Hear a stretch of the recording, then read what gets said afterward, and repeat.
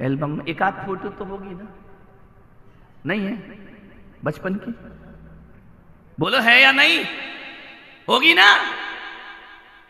तो आज फोटो लेना और मां बाप को दिखाना कि मम्मी पापा ये बचपन की मेरी फोटो है। तो पूछना बचपन में जब तुमने मुझे पाला था ना, तो तुमने मेरे लिए सपना देखा था ना अपने लिए। आज बताओ पापा, मैं तुम्हारा सपना पूरा कर पा रहा हूं या नहीं कर पा रहा हूं? ये हर औलाद का फर्ज होता है अपने माँ बाप से पूछने का। मैं ऐसा बेटा बन पाया हूं कि आपका सपना पूरा कर सकूं, आपके अरमान पूरे कर सकूं। आपने तो मेरे लिए बहुत अरमान देखे होंगे। आपने कहा होगा मेरा बेटा बुढ़ापे में मेरी इज्जत करेगा, मेरा सहारा बनेगा। पापा बताओ मैं इस योग्य बना या नहीं बना? मेरी बाप की आंखों में पानी आ जाए तो समझना तुम नालायक औलाद पैदा हुए। ध्यान रखना। आपसे निवेदन करता हूं, यदि बाप का हाथ तेरे सिर पर आ जाए, उस सीने से लगा ले, तो समझना हम अपने माँ बाप के सच्चे सपने बन करके खड़े हो गए हैं। क्या तुम अपने बच्चों के लिए सपने नहीं देखते हो? क्या तुम अपनी औलाद के लिए सपने नहीं देखते हो कि बेटा क्या करेगा आगे जाकर? मैं उस योग्य हूं या नहीं? मैं बड़ा सौभाग्यशाली हूं।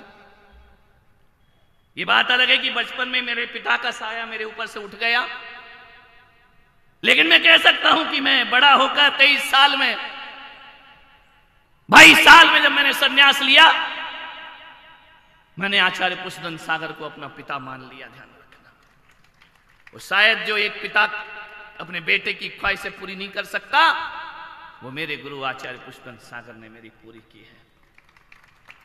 और एक बात ध्यान रखना, मेरी 32 साल की साधना में उस दिन मुझे लगा कि मैं सफल हो गया, जब आचार्य गुरुवर जिन शरणम की पंच कल्याणक में पधारे और उन्होंने जब अपने मुंह से भरी सभा में कहा कि मेरा सबसे प्रिय और श्रेष्ठ शिष्य कोई है तो पुलक सागर है।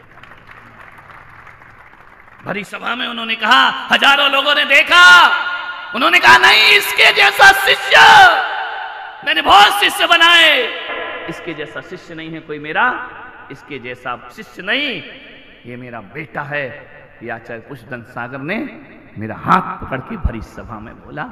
उस दिन मुझे लगा कि अब मेरी साधना सफल हो गई। ध्यान रखना, गुरु हमारी प्रशंसा करे, माँ बाप हमारी प्रशंसा करे, माता पिता हमारी प्रशंसा करें, उस दिन सोचना कि हमने जिंदगी को सही ढंग से जिया है। ध्यान रखना। और गुरु कहे कि तेरे जैसे नालायक शिष्य को दीक्षा देकर मैं पछता रहा हूं, उसी समय आदमी को समाधि ले लेना चाहिए। इससे बड़ा अभिशाप दुनिया का कोई दूसरा नहीं हुआ करता है। ध्यान रखना। किस काम के तुम कि गुरु तुम्हारी प्रशंसा ना कर सके? मान्यवर, आपसे निवेदन है मेरा,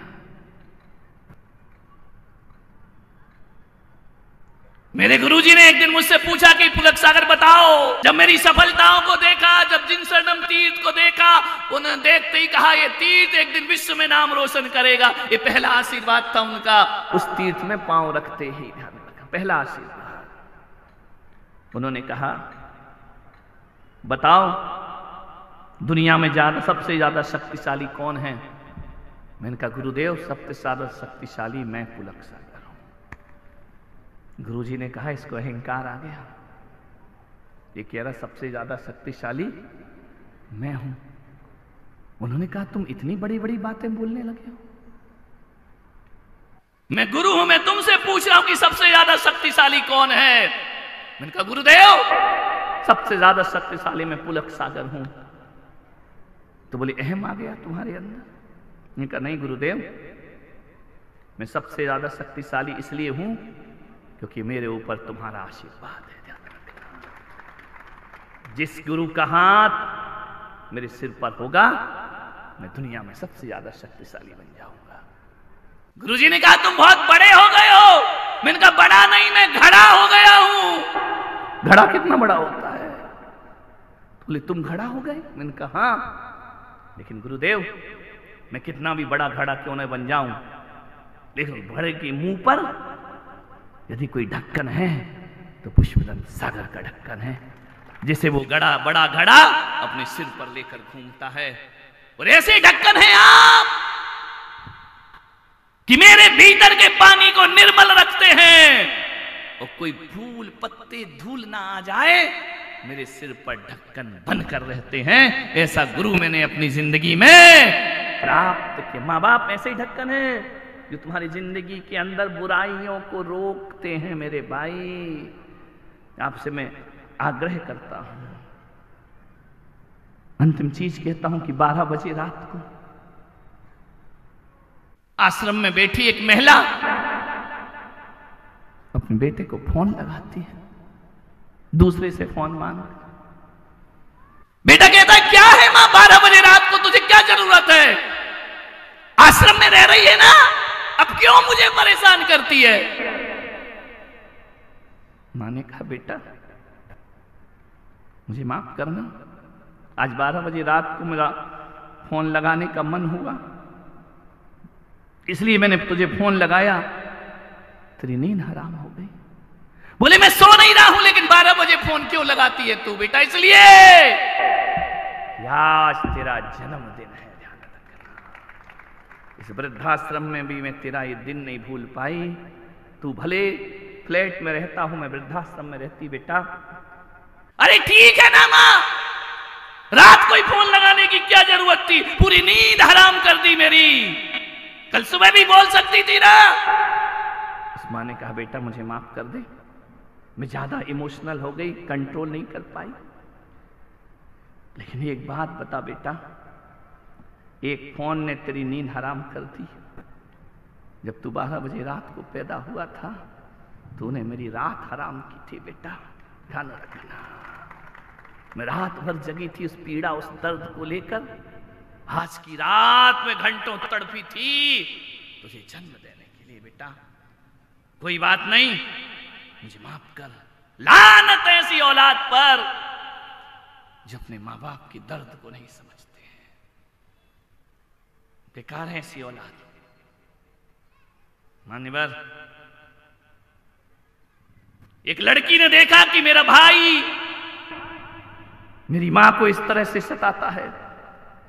उस लड़की ने मुझसे कहा कि मां बाप को पालने की जिम्मेदारी यदि लड़कियों को दे दी जाए ना, तो इस हिंदुस्तान में एक भी मां बाप वृद्धाश्रम नहीं जाएंगे।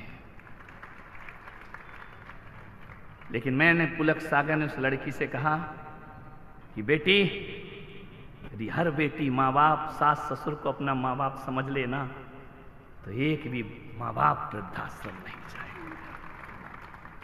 तुम लड़के के लिए बोल रहे हो?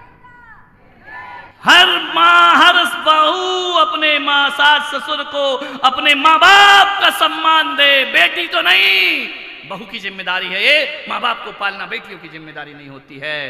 हर बहू यदि अपनी सास ससुर को अपनी मां समझ ले, तो मैं गारंटी से कहता हूं एक भी मां बाप वृद्धाश्रम में दिखाई नहीं देंगे। अपना जीवन बदलो। एक बेटी ने राखी बांधी भाई को, रक्षाबंधन पर राखी बांधी और कहा, बेटा भाई आज राखी बंधाने का इतना मुझे उपहार दे दे कि तू मेरी मां को कभी दुख नहीं देगा, मेरे पापा को कभी दुख नहीं देगा। उस लड़के ने कहा, बहन आज तू भी मुझे ऐसी राखी बांध कि तू ससुराल में सास ससुर को कभी दुख नहीं देगी। ध्यान रखना, तू मुझसे तो वचन ले रही है, लेकिन तू नहीं दे रही है। तू भी वचन दे कि मैं अपने सास ससुर को कभी दुख नहीं दूंगी। तो ये बेटा भी कसम खाता है, मेरी पत्नी भी मेरी मां को कभी दुख नहीं देगी, कष्ट नहीं देगी। आपसे निवेदन है मान्यवर, हालात बहुत खराब है। कितना बोलूं कितना बोलूं, कम नहीं पड़ेगा। लेकिन आज समापन का दिवस है। बहुत से लोगों के आ रहे हैं कि महाराज और चालू रखो ज्ञान गंगा। इनका बस करो यार, माँ बाप पे नहीं तो इस पे तो दया करो।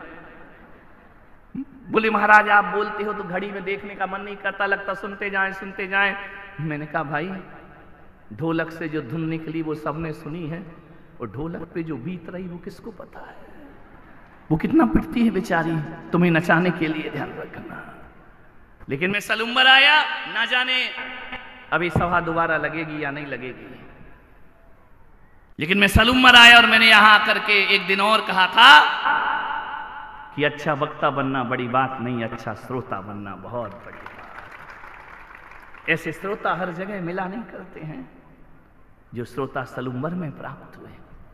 अपार जनमेदिनी पीछे तक बैठी है, 1.5 घंटा बोलो 1 घंटा बोलो टकटकी लगाए कि सुनती रहती है।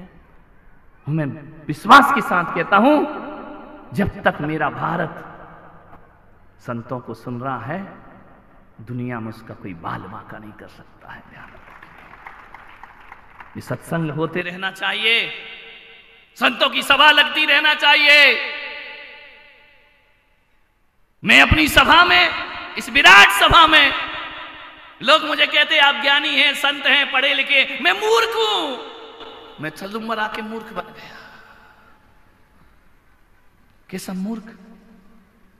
यदि कोई मुझसे पूछ लेना कि बताओ महाराज जैन कौन है और अजैन कौन है, तो मैं बता नहीं पाऊंगा। ध्यान रखना।